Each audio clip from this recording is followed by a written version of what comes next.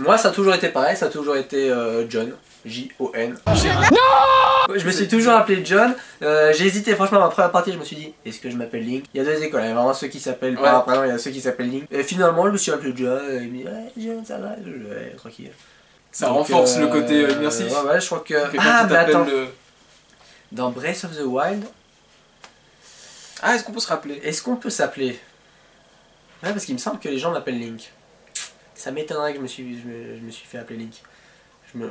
Non, genre, j'aurais marqué Linky ou... Linky Winky. Un truc comme ça.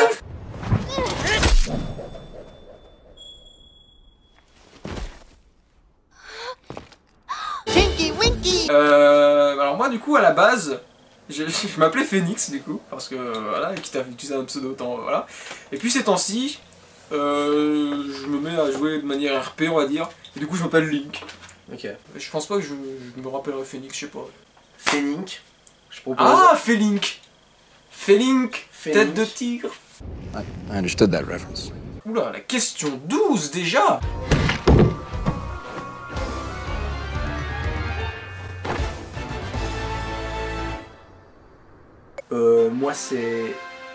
Moi c'est évident, c'est la chasse aux cocottes, c'est toutes ces poules qui sont perdues qu'il faut rattraper. Ça c'est le boss le plus dur.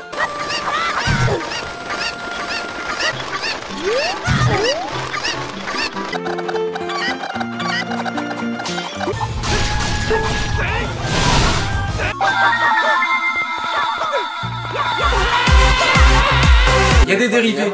Je suis en train de me dire qu'il y a des dérivés, oui. Parce que dans Twilight Princess, c'est des moutons ou des bœufs. Et dans Wind Waker, je me demande si c'est pas des cochons, parce qu'il y a beaucoup de cochons dans Wind Waker. Non, c'est toujours plaisant de faire ça, je trouve, d'aller chercher les cocottes dans le village Cocorico souvent. C'est toujours sympa. Et ils l'ont mis effectivement dans Breath of the Wild, et j'ai pris beaucoup de plaisir à faire cette petite quête annexe. Alors la quête secondaire favorite, le problème c'est que les quêtes secondaires...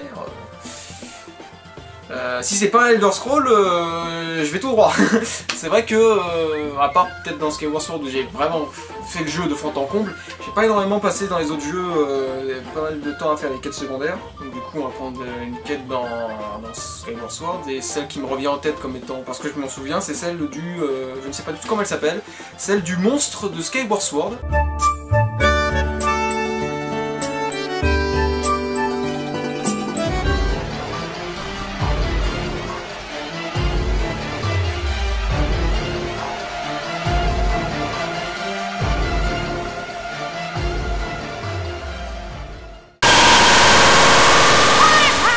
J'avais un a priori quand j'ai fait cette quête, parce que je m'étais dit c'est forcément ça ce qui va se produire. Eh bien non, c'est tout l'inverse, et du coup j'ai été agréablement surpris par cette quête. Tout bien réfléchi, j'aime aussi cette quête là où on demande de l'argent à l'église.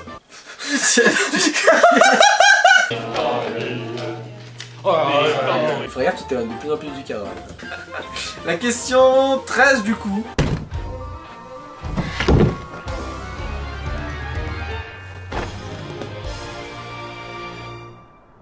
Moi c'est Neo Matrix.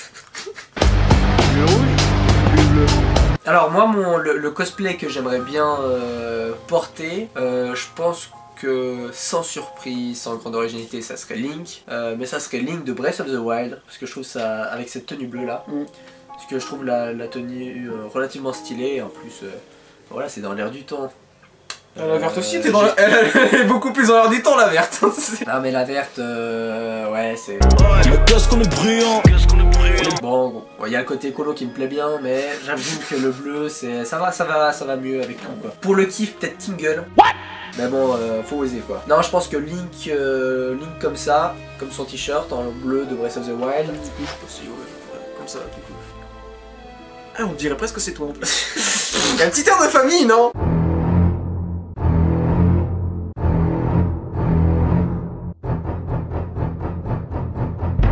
Peut-être les oreilles, peut-être. Oh là là. Non mais celui-là j'aime beaucoup, je l'ai vu, notamment dans des conventions, la Polymaga par exemple, en cosplay, je trouve qu'il rend plutôt pas mal. Je pense pas que ça m'irait, mais voilà, si je devais en choisir un, je prendrais celui-là. Ah, celui-là ou Sheik, je trouve qu'il est méga stylé quoi en fait. Ce personnage c'est un peu, en plus c'est un justicier anonyme et tout, on sait pas qui c'est pendant une grosse partie du jeu. Ouais, ça on va pas spoiler par contre parce que c'est quand même le truc qui fait que Ocarina of Time est intéressant. Ouais, ouais, je pense qu'en cosplay, mais en vrai bon cosplay, fait de mon experte, je pense que ça peut vraiment rendre bien et il y a un côté mystérieux que j'aime beaucoup et, même si en vrai, bon bah... Toi, si je peux me permettre, je te verrais bien en gros goron dégueulasse. Toi ça serait qui? Ça serait Grime? Ce serait du coup, alors Ghirahim, le fameux antagoniste, disciple de l'avatar du néant dans Skyward Sword. Exactement pour les mêmes raisons que j'avais évoqué précédemment. Allez à 7 minutes. Parce que voilà, il est classe. C'est vraiment sa gestuelle qui serait vraiment intéressant à retransposer avec le costume. Voilà, par contre, le truc c'est que j'ai pas une langue de 30 millions de kilomètres, donc du coup... C'est un bon choix. On était à la question 12, non 13, ouais. Et du coup la question...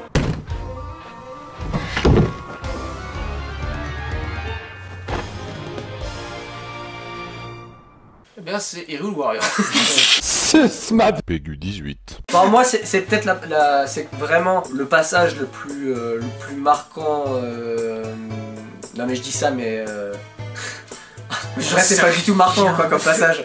Mais c'est que pour toi moi, personnellement voilà ça pour t'a moi en ému. fait voilà, et je l'ai refait plein de fois ce passage. C'est toutes les quêtes qui se passent dans... parce que je crois pas qu'il y a de donjons ou de quoi dans ce style. L'île, je sais plus c'est laquelle, c'est une de Wind Waker, c'est c'est toujours une des premières, celle où il y a la musique Windfall Island. Sur cette île, c'est magnifique ce qui se passe. C'est là où on rencontre par exemple Autofocus, où il faut lui faire des photos, etc. Et il y a cette musique de ouf, et on joue à cache-cache avec les gamins, etc.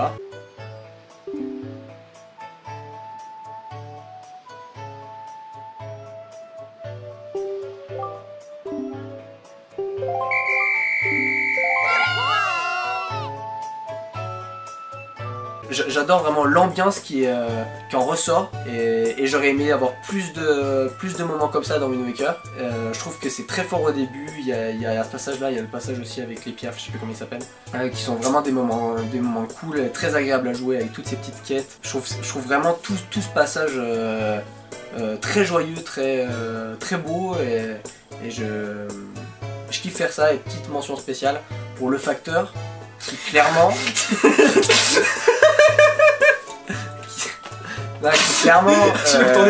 ressemble à Mario. Non. Ouais, de Wind Waker, le truc que je me souviens le plus, c'est vraiment ce petit village quoi. Voilà, c'est un passage, c'est pas... Pour moi c'était mémorable, mais en soi c'est assez anecdotique. Je pense pour beaucoup de gens, mais pas pour moi.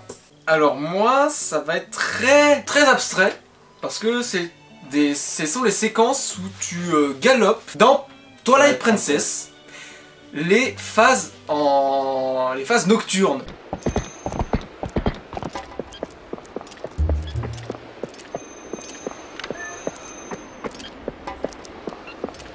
Qu'est-ce qu'on peut s'ennuyer ici? J'adore l'ambiance qu'il y a dans ces phases nocturnes, que ce soit quand t'es sur Epona. D'ailleurs, quand t'es sur Epona, c'est assez court. Il me semble que t'as l'occasion de faire ça 1 ou 2 fois. Et c'est quand t'es en loup et que t'as la petite lutin là. Les noms, j'y arrive tellement pas. Comment elle s'appelle? Ah ouais, je vois tout à fait. Ouais. Bref, quand il y a elle qui te chevauche et tout ça, je sais pas, il y a l'ambiance vraiment nocturne, tout ça, c'est vraiment une ambiance bien réussie, il y a une bonne atmosphère et tu te prends t'as vraiment l'impression d'y être quoi. C'est vraiment ces passages-là, ça sert à rien. Ces passages-là, c'est juste pour aller à un point A à un point B, mais je les trouve tellement vrais que j'adore ces passages-là. Si je résume, toi ton kiff c'est de me faire chevaucher. Ok, le mec il kiffe se faire chevaucher la nuit par une petite créature. What the fuck? Mais voilà, non, c'est ces séquences là, ça sert à rien, ça a pas plus d'impact que ça sur le grand final, sur l'histoire, mais c'est des phases kiffantes quoi. Ah oui, moi c'est vraiment le truc qui me fait kiffer. Ouais, ça c'est les petites cavalcades de la nuit. Tu peux peut-être aussi rajouter du coup les... Ah non. J'allais dire pareil dans Skyward Sword quand tu chevauches le Célestrier, mais il me semble que la nuit... Ou du moins jusqu'à tard dans le jeu tu peux pas chevaucher la nuit avec le Célestrier. Donc du coup faut attendre un certain temps et je suis même pas sûr en plus que tu peux faire ça au bout d'un moment. Mais voilà, on va dire Twilight Princess avec quand t'es en loup. Ah, j'ai spoil. Oui, tu te transformes en loup dans Twilight Princess. Ta gueule toi, ta gueule tous. Alors, on en était à la question du coup, question 14, du coup la question 15.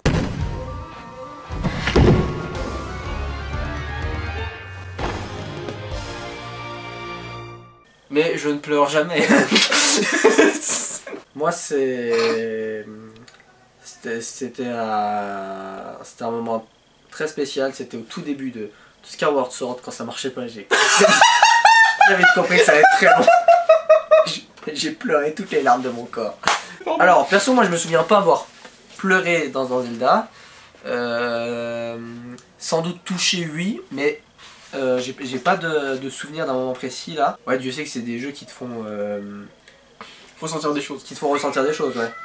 Je pense que ça, je pense que vraiment ça a dû m'arriver. Je suis sûr en plus ouais, il faudrait que j'y rejoue en fait à tous ces trucs. Il y a sans doute des persos qui crèvent et j'étais non, c'est pas vrai, mais comme ça je me souviens vraiment de rien. Donc, la séquence qui m'a fait le plus... Non, vous allez dire rire.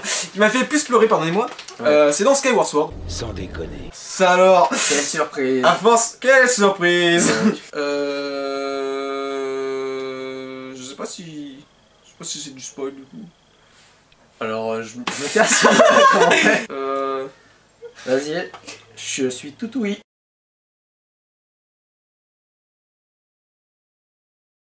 Putain mec, j'ai dit sur les lèvres. Ouais, non mais dans le doute je me casse quand même. Ah si tu veux, casse-toi. Casse-toi là, pousse-toi. La séquence qui m'a fait... alors, il m'a pas fait pleurer parce que c'est pleurer beaucoup. Ouais. Il m'a fait, on va dire, faire couler une larme. C'est la séquence quand t'es dans la forêt de Firon, dans le temple du temps, si je dis pas de bêtises. Parce que les noms encore, voilà. C'est à un moment donné quand Zelda se retrouve prisonnière d'une espèce de cage d'ambre en fait, du coup, et ce qui va forcer Link à vraiment agir du coup, à vraiment agir au sens propre du coup pour son aventure. Et vraiment voilà, c'est cette séquence là, séquence un peu d'adieu pas volontaire, involontaire, on va dire imposé, voilà, une scène d'adieu un peu imposée qui m'a quand même fait tirer une petite larme quand même, parce que je m'étais pas préparé à ça. Bizarrement c'était des retrouvailles et puis ça se casse directement ensuite, donc voilà, on va dire que c'est la séquence de Skyward Sword qui m'a le plus ému, dans le sens où j'ai quand même pleuré, entre guillemets, c'est vraiment une larme qui est coulée, parce que c'est pas... Voilà. Bon bah... Question 16.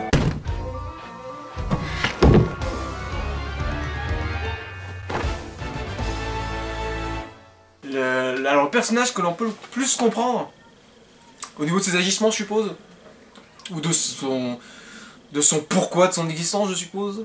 Moi je sais celui que je peux le moins comprendre, mais celui que je peux le plus Alors, cette question est un peu bizarre. Le personnage que l'on peut le plus comprendre.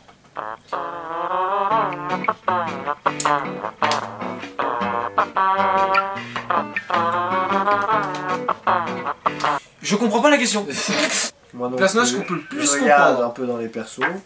Je ne sais vraiment pas. Je sèche complètement. Jean-Pierre, je vais prendre le 50-50. Est-ce que c'est votre dernier mot? La réponse B ou la réponse C? Est-ce qu'on prendrait pas un Joker? Est-ce que c'est... Non, Miyamoto peut-être? Oui, bah voilà. Oui, limite, oui. Je comprends ce qu'il a fait en voulant créer The Legend of Zelda. Il a voulu me faire rêver et me faire amuser. Voilà. Alors, Ah non mais si, moi je sais. quoi donc? Alors, c'est pas Talon, c'est son frère. Later. Ah mais c'est de la merde. 1 hour later. Mais c'est pas vrai, hein. 4 to 6 days later. C'est tout mélangé, leur truc de merde. 75 years later. Le personnage que je comprends le plus, bon, c'est Ingo. Le gars, non mais en fait c'est surtout un bel enfoiré ce gars. Mais en même temps, tu vois, il est un peu comme ça dans l'ombre et tout. Et du coup, je crois qu'il l'enferme Talon et lui pique son runch, le gars. Le runch en long. Ouais, bon, il le fait, certes. Bon, mais je le comprends parce que bah c'est l'esclave de Talon avant. C'est le gars comme ça, c'est l'assistant, là. Donc oui, il se rebelle, hop, le peuple prend le pouvoir. Ouais, non mais finalement quand j'y pense, je le comprends pas forcément. Bon bah du coup, la question suivante.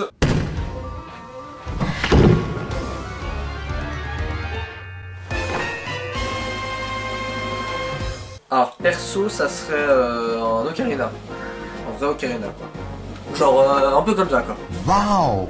Ça, si ça pouvait exister, si je pouvais le tenir dans les mains. Car moi, ouais, un peu comme la question similaire qu'il y avait un peu avant qui ressemblait. L'objet du coup, l'item, la Master Sword. Genre, non, moi j'aurais bien dit la Triforce. Mais en même Ah. temps, Triforce ça peut être ainsi dangereux Que dans tu la voudrais. nature. Hein. Oui. Si ça existait comme ça, n'importe qui. Bah, comme Ganondorf, prend celle de la force, pas de la force, si c'est de la Oui, c'est force la ou du force, ouais. pouvoir, je sais plus. C'est la force, Non, c'est la Et force, le ouais. courage, la force et le... Courage Et Zelda, c'est qui? et la beauté. Oh bah oui, c'est sûr. Ah ouais, je sais plus c'est quoi. Ah, c'est... Alors on est quand même des fans en carton. Donc la Triforce. Alors, non, mais du coup non. Non, ouais. Ah, ça serait, je pense que ça serait trop dangereux une Triforce, même si c'est assez tentant. Il y a des Les masques licornes. de Ah, Majora's les Mask, mais masques. ça fait un peu malsain.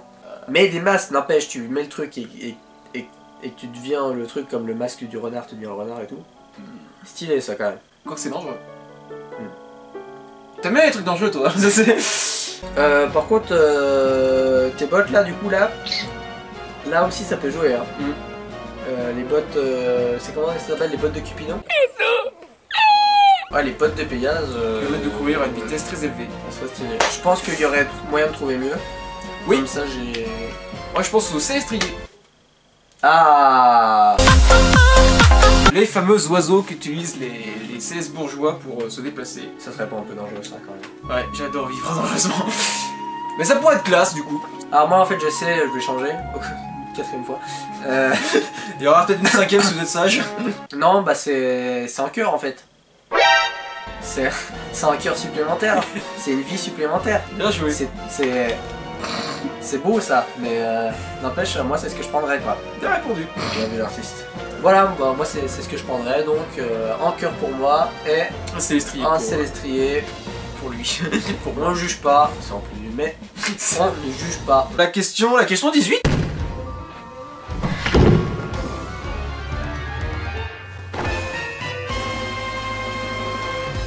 Ouais, bah la meilleure version c'est quand même celle des magnétoscopes Philips là.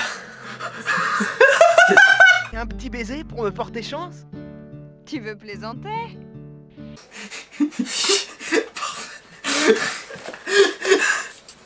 Le fameux Link du deuxième, normalement c'est le Le Zelda premier, 2, non? Non, c'est le Zelda 2. C'est Zelda 2. Ah oui, normalement. c'est The Adventure C'est Fix, ouais, Adventure. c'est le premier. Vous avez vu ce nez?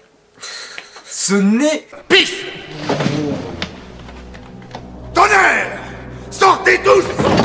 Bah je dirais le... Attention à ce que tu vas dire. Je dirais, bah oui, bah je dirais le Link et Zelda de Hyrule Warriors. Il est dépité le pauvre. Je suis désolé John. On va pas pouvoir la finir cette vidéo. Déjà qu'on a eu du mal à la commencer. Alors du coup, pour que John reste quand même dans l'émission, je vais dire un truc qui se rapproche le plus, c'est Twilight Princess. Non, parce que vraiment ces deux versions, c'est vraiment les versions en fait les plus... comme j'avais dit pour le Link, c'est les plus matures en fait. C'est... Non pas que les caractères un peu enfantins, un peu cartoonesques me déplaisent, parce que comme voilà, je suis d'accord avec John pour le Wind Waker, qui propose des personnages vraiment mignons dans le style cartoonesque, mais je suis beaucoup plus attiré par des personnages qui ont l'air réels, beaucoup plus réels, avec une approche plus réaliste que ce qu'on proposait en fait tous les autres Zelda. C'est pour ça que Twilight Princess et Hyrule Warriors, on prend une à la fin, il est tout blanc là, il se sent mal. Alors, moi, bah, histoire de changer par dire pareil que pour le Link favori, je dirais Link et Zelda favori. Moi j'adore ceux de Breath of the Wild. Ils sont super. En fait, je trouve que Breath of the Wild, c'est vraiment un design, un chara design exceptionnel. Ils ont pris un petit peu tout ce qui marchait dans les autres, je trouve. Ils ont pris à la fois un peu du réalisme de Twilight Princess, mais pas trop. Ils ont gardé ce côté cartoon. Moi j'aimais beaucoup le Link de Skyward Sword, mine de rien. J'aime beaucoup moins la Zelda, mais le Link je le trouve pas mal, enfin je le trouve vraiment bien fait. Je trouve qu'ils ont vraiment repris un peu ce Link aussi de Skyward Sword qui marche bien. Qui est à la fois très coloré, à la fois c'est assez réaliste, il est adulte. Il est vraiment cool. Je trouve les deux, Link et Zelda, ils sont super. Allez, c'est parti, question suivante. Ou alors, à moins que tu voulais rajouter un truc. Pas du tout. Non. Ok, question suivante. Je fais les jingles là, ça va beaucoup plus vite que j'ai Ouais, fait. ouais. Ok, question 23. Qu'est-ce que. Ah oui, c'est beaucoup plus rapide. 19. La version... Vas-y, je te laisse lire.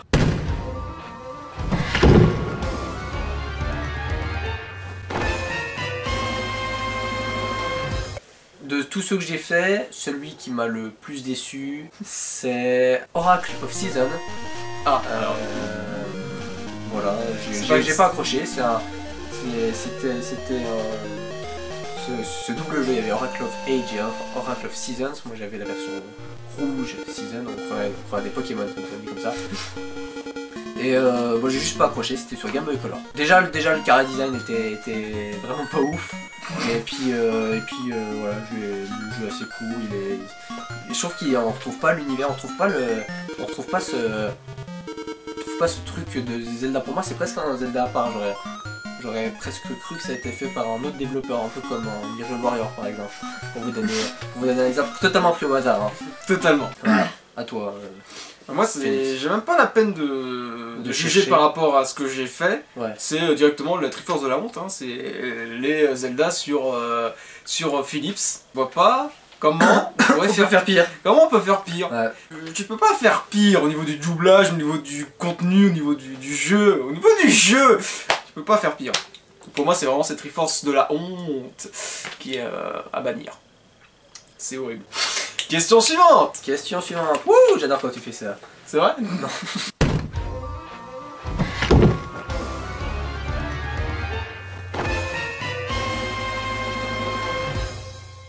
Moi, ça rejoint